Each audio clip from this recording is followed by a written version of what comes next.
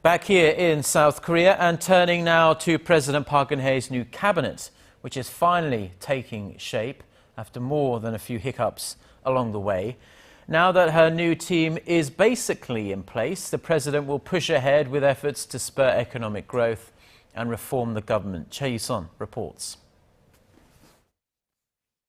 President Park Geun-hye has appointed 5 of her cabinet nominees who were confirmed by Parliament last week.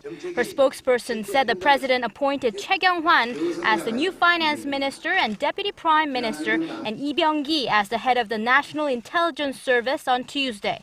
She also appointed Choi Yang-hee, Ki-kweon, and Kim Hee-jung as the ministers of science, labor, and gender equality, respectively.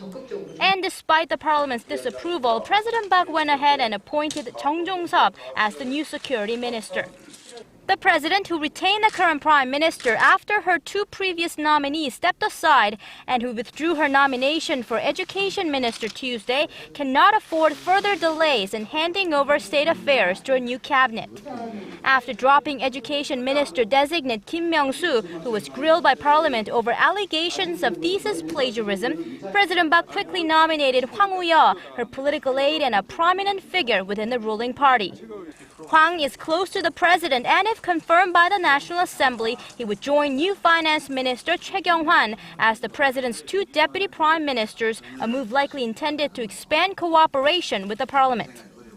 Meeting with the ruling and opposition parties' leadership in recent days, President Park sought the parliament's cooperation on a series of bills to revitalize the economy and others to reform the government and public sector in the aftermath of April's ferry tragedy.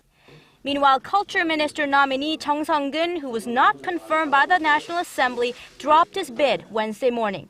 Choi You-sun, Arirang News.